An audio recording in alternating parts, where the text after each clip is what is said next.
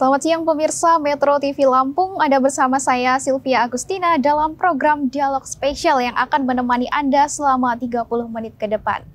Narasumber kita kali ini datang dari Kabupaten Lampung Tengah. Beliau adalah anggota Komisi 2 DPRD Lampung Tengah dari fraksi PKS.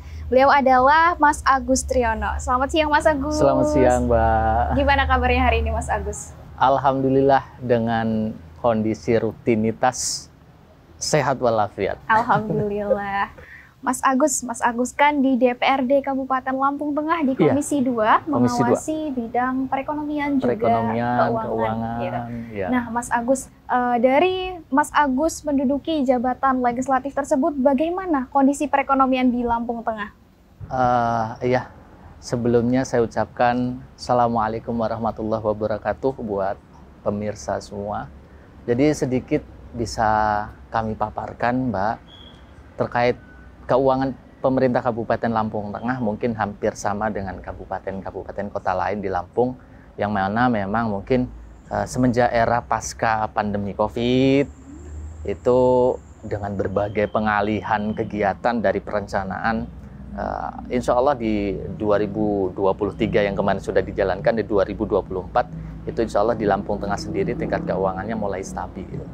Artinya beberapa program bisa dilaksanakan sesuai dengan perencanaan. Beda konteksnya di tahun 2022 ke belakang, yang memang perencanaannya itu banyak di pending ataupun di cancel karena harus merelokasi anggaran ke kegiatan yang lebih prioritas itu. Adakah yang ingin dijelaskan Mas Agus soal kondisi perekonomian saat ini di Lampung Tengah? Terkait perekonomian, kita berangsur sih Mbak, dari COVID kemarin yang memang kita sama-sama tahu semua kabupaten terpuruk, begitu juga dengan Lampung Tengah.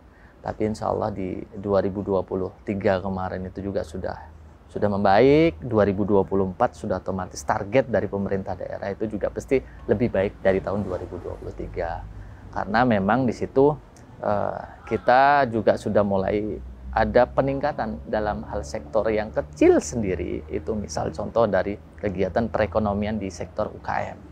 UKM di Lampung Tengah itu sudah berjalan seperti biasa sebelum pandemi, karena memang dulu di pandemi kan ada pembatasan. Nah sekarang di Lampung Tengah sendiri sudah, insya Allah sudah tidak ada tempat-tempat yang memang menjadi lokus ataupun menjadi tempat yang di situ ada kriteria khusus untuk beroperasi. Insya Allah itu sudah tidak ada. Dengan hal itu juga kemungkinan tingkat perekonomian juga akan menjadi stabil, dan yang pasti juga dengan kecenderungan masyarakat Indonesia ya yang berbola konsumtif itu tadi, insya Allah di perekonomian itu sendiri di Lampung Tengah akan terus meningkat ke depan. Baik Mas, artinya setelah COVID melanda kita, melanda seluruh kabupaten yang ada di Lampung sudah mulai membaik ya Mas? Sudah, insya Allah sudah mulai membaik. Sudah mulai membaik. Untuk di tahun 2024 nih Mas, untuk peningkatan ekonomi di Kabupaten Lampung Tengah sendiri, bagaimana penganggaran yang dilakukan? Jadi begini, kalau sebelumnya kita berkonsentrasi terhadap bantuan pemerintah untuk masyarakat yang berdampak pandemi, sekarang kita lebih mengutamakan prioritas itu terhadap kegiatan-kegiatan atau lokus-lokus yang bersifat sosial dan kesehatan sama pendidikan. Jadi ada 3 prioritas sesuai dengan edaran Kemenkyu yang harus diprioritaskan, itu unsur pendidikan, unsur sosial, sama unsur kesehatan. Itu menjadi tolak ukur prioritas. Kenapa? Kebutuhan fisik ataupun kebutuhan dasar masyarakat itu kan pada dasarnya ada dalam 3 hal itu. Kalau 3 hal itu sudah terpenuhi, insya Allah perkembangan manusia itu sendiri atau masyarakat itu sendiri akan berjalan lebih baik. Di Lampung Tengah sendiri terkait masalah porsi anggaran, sebenarnya kalau kita berbicara cukup atau tidak cukupnya, sangat tidak cukup Mbak ya. Karena mengingat Lampung Tengah ini salah satu kabupaten terluas di Provinsi Lampung, yang informasi terakhir kita merencanakan luas Lampung Tengah berdasarkan keputusan dari Kementerian Kehutanan dan lain-lain, itu kita berkurang sekitaran 250 hektar. Yang sekarang posisi Lampung Tengah itu di sekitaran 4.500 hektar persegi itu. Jadi dengan komposisi itu, dengan APBD yang sekitaran di angka 2,6 triliun, belum lagi ditambah dengan belanja pegawai yang hampir 50%, sudah otomatis pemaksimalan anggaran untuk kegiatan perekonomian juga kurang maksimal. Akan tetapi itu bukan menjadi salah satu hal yang bisa membatasi tingkat perekonomian Lampung Tengah. Kami di DPRD dengan Pak Bupati di eksekutif senantiasa sinkronasi, ngobrol lah intinya Mbak. Yang pasti bagaimana kondisi perekonomian di Lampung Tengah dengan keterbatasan yang ada itu tetap bisa berjalan dan melonjak lebih bagus lagi. Itu. Oke, baik Mas. Dalam pelaksanaan program kerja tentu peran pemerintah daerah itu cukup signifikan. Nah, bagaimana dorongan dari DPRD untuk pemerintah daerah nih agar pertumbuhan ekonomi kita semakin baik? Karena saya di Komisi 2 yang memang di situ salah satu mitra kerja kami adalah Dinas Perindustrian, Dinas Ketahanan Pangan, dan Dinas Perdagangan Pasar dan UKM. Yang pasti kami juga akan supporting mereka terhadap kegiatan-kegiatan yang berimbas langsung terhadap masyarakat. Karena terkadang ada beberapa kegiatan yang impact-nya, hasilnya, output-nya itu hanya untuk kebutuhan pemenuhan administrasi kantor. Beda halnya dengan kegiatan-kegiatan yang memang output-nya itu langsung menyentuh ke masyarakat. Salah satunya misal di bansos, bantuan langsung dari pemerintah daerah, ataupun porsi anggaran yang disiapkan untuk BPJS PBI yang memang pembayarannya dibebankan oleh APBD. Kami lebih supporting ke sana. Dan juga peran penting dari OPD dalam hal ini dinas-dinas yang berkaitan langsung dengan sektor perekonomian sektor bawah itu juga kami dorong. Salah satunya bentuknya ya terhadap kegiatan pembinaan yang utama. Karena begini, di pemerintah daerah, APBD juga tidak bisa langsung kita turunkan untuk pelaku UKM dengan kriteria yang memang tidak menjadi pokok perkembangan gitu. Jadi misal contoh UKM yang mungkin nanti imbasnya nih bisa memperbaiki aset kapung dan lain-lain, itu insya Allah kami support. Dan yang pasti juga prioritas hal-hal yang memang menjadi prioritas kegiatan balik lagi ke porsi anggaran, Pak. Ya, kembali lagi ke situ. Ya, baik. Menarik sekali ya, Mas, ya perbincangan kita soal pembangunan Lampung Tengah khusus di sektor perekonomian. Namun kita jeda sejenak, Mas. Pemirsa Metro TV Lampung, jangan kemana-mana. Sesaat lagi kita akan kembali setelah jeda pariwara.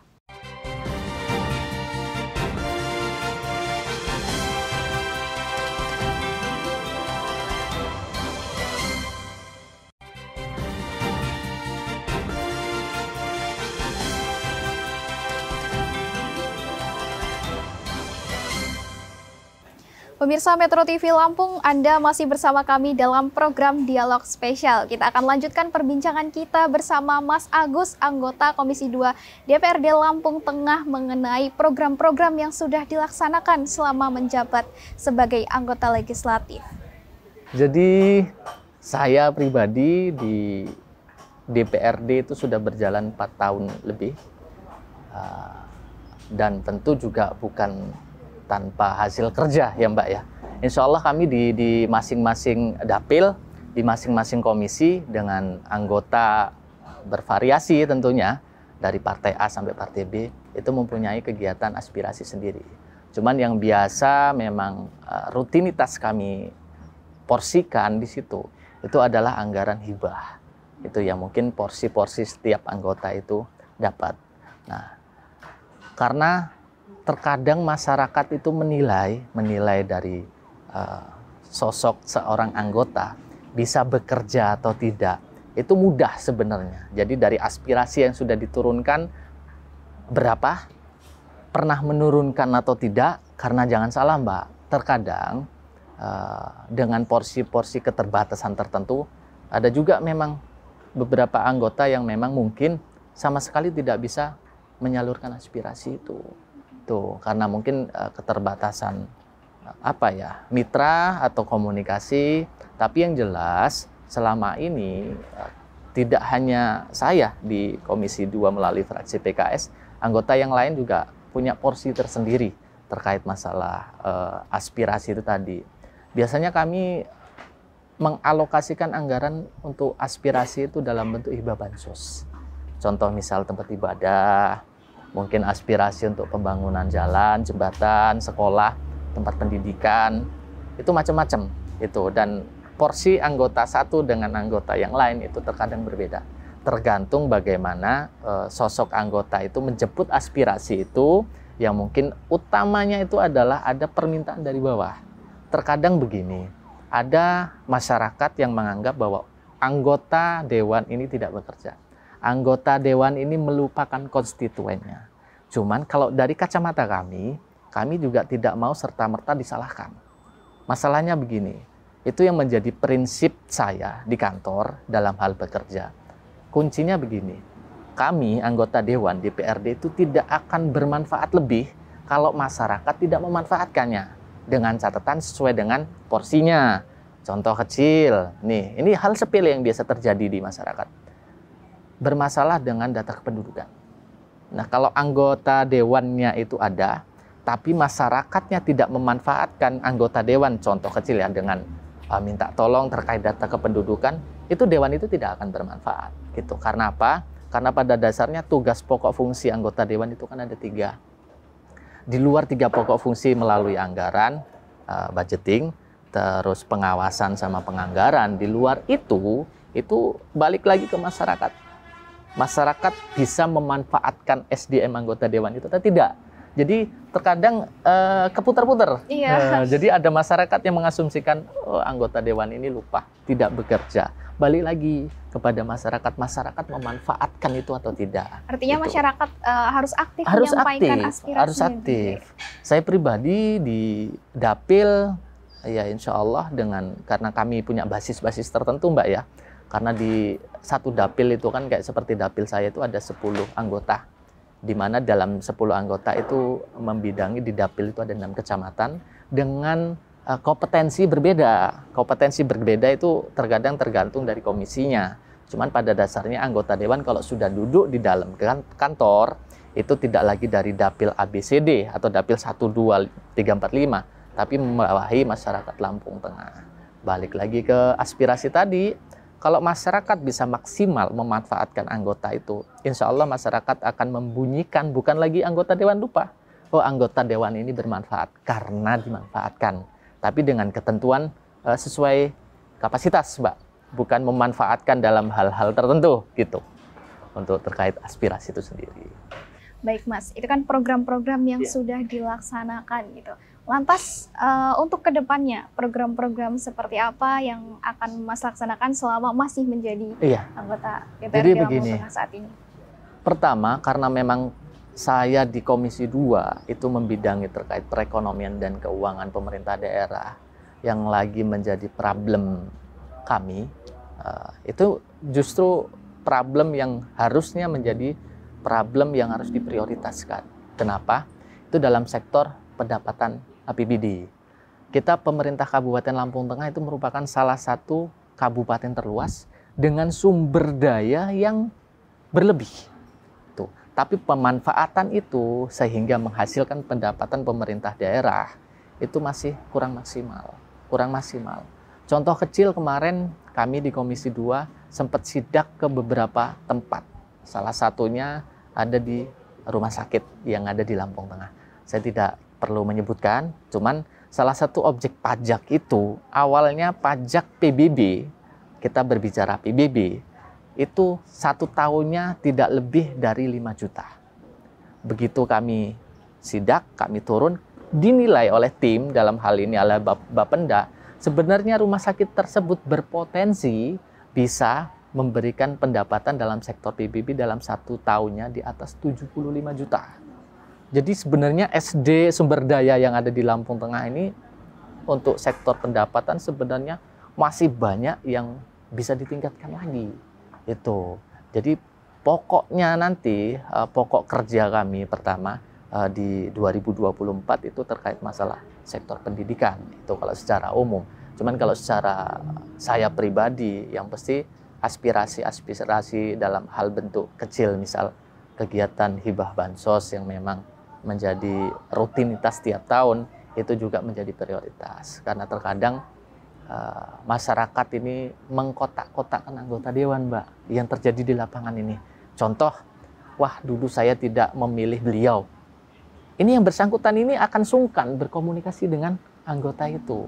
Tapi kalau setelah pemilu kita sifatnya terbuka, siapapun yang jadi, siapapun yang tidak dipilih atau yang dipilih itulah wakil masyarakat. Harus terbuka seperti itu. Baik, Mas.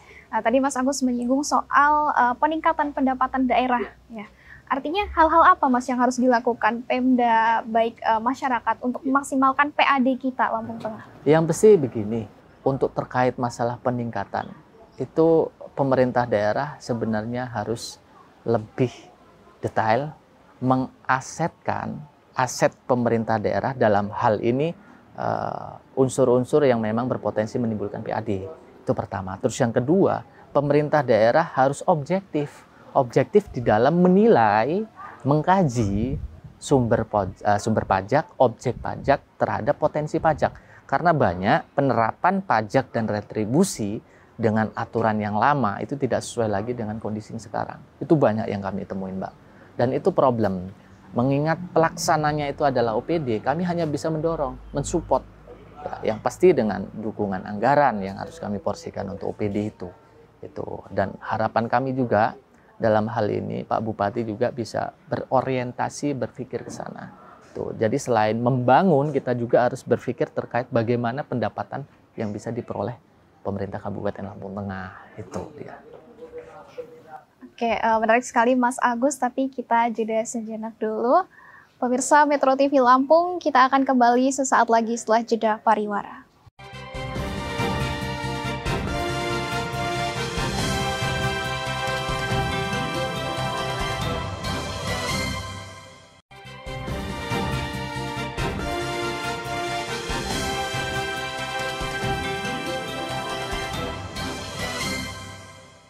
Terima kasih pemirsa Metro TV Lampung, Anda masih bersama kami dalam dialog spesial. Kita akan lanjutkan perbincangan kita dengan Mas Agus.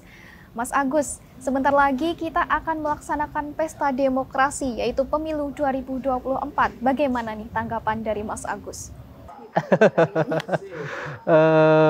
Event ini merupakan pesta rakyat, Mbak.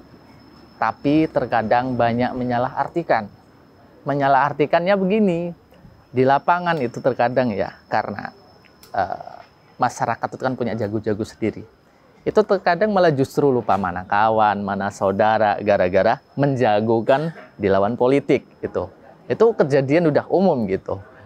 Cuman harapan saya terkait masalah politik di 2024 ini yang memang tinggal beberapa hari, kita semua bisa berperan aktif. Masalahnya begini, ke depan, secara luas Indonesia itu akan menghadapi tantangan yang luar biasa. Apalagi dengan target 2045 Indonesia Emas. Indonesia Emas ini dapat diwujudkan mulai dari struktur bawah, yaitu di Kabupaten Lampung Tengah. Salah satu unsur pendukungnya. Nah, harapannya juga masyarakat bisa memberikan suaranya itu berdasarkan hati nurani dan gagasan. Bukan berdasarkan saudara, berdasarkan physically-nya. Jadi harus bisa menentukan berdasarkan mampu atau tidaknya orang itu bekerja. Karena begini, anggota dewan, saya berbicara pengalaman ya. Kalau dia untuk jadi anggota dewan itu sebenarnya mudah. Asal dia punya uang untuk membiayai kos politiknya, habis itu dia punya keluarga, itu sudah selesai. Udah selesai itu. Tapi ada juga yang memang tidak mempunyai kos biaya yang berlebih, tapi beliau ini terkenal bisa bekerja. Itu juga berpotensi peluang. Dan harapannya ke depan, pemimpin yang mungkin nanti terpilih di Lampung Tengah itu merupakan kader-kader personal politik yang memang terahnya itu di situ. Karena terkadang kan ada yang memaksakan begini. Contohnya profesi A menjadi anggota dewan. Dengan iming-iming akan mengembangkan profesi itu.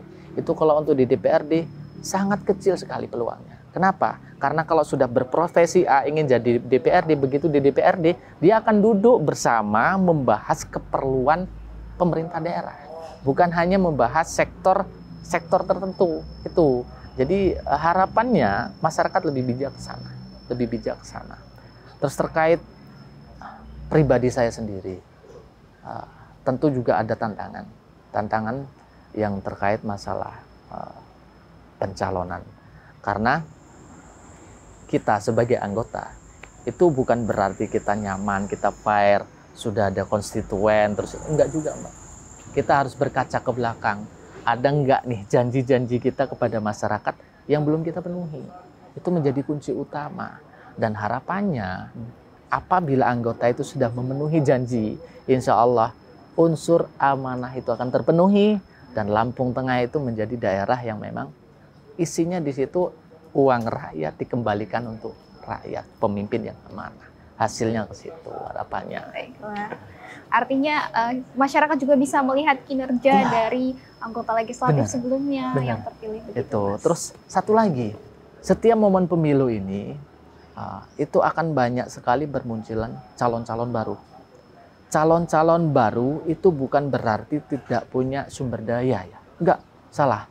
Justru calon baru itu terkadang membawakan kesegaran di dalam nanti membangun pemerintah kabupaten berdampingan dengan eksekutif.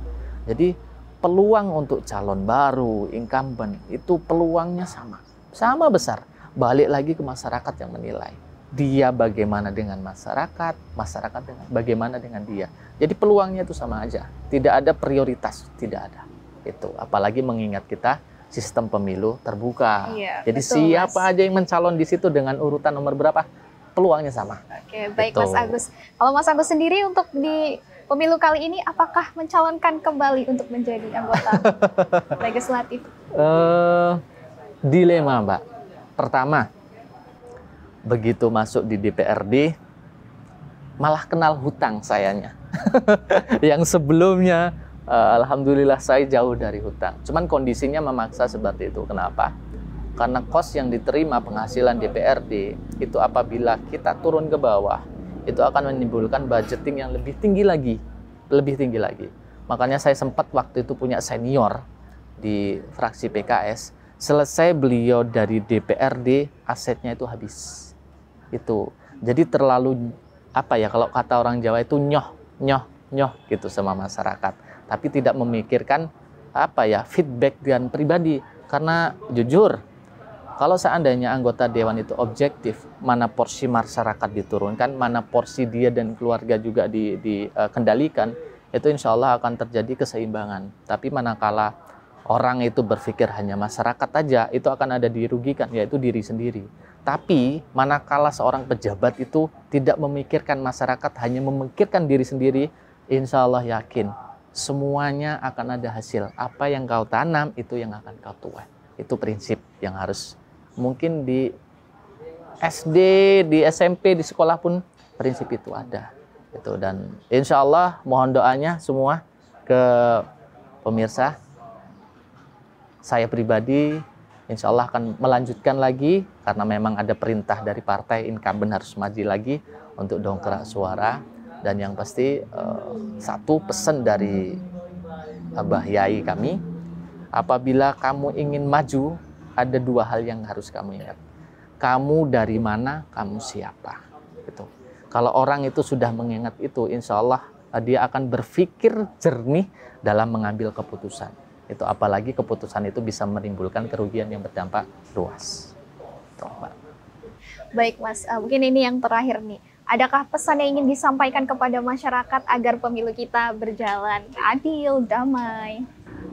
Jadi saya berpesan terutama untuk ASN ya. Terutama untuk ASN, TNI Polri, ASN, dan panitia. Pesta ini adalah pesta rakyat. Rakyat titip anggaran kepada panitia yang diawasi oleh ASN itu tadi, fasilitator. Harapannya semuanya bisa netralitas, menjaga netralitas dan objektif. Objektifnya apa? Semuanya dikembalikan lagi ke masyarakat. Dan harapan saya ke masyarakat bisa menentukan pilihannya dengan bijak.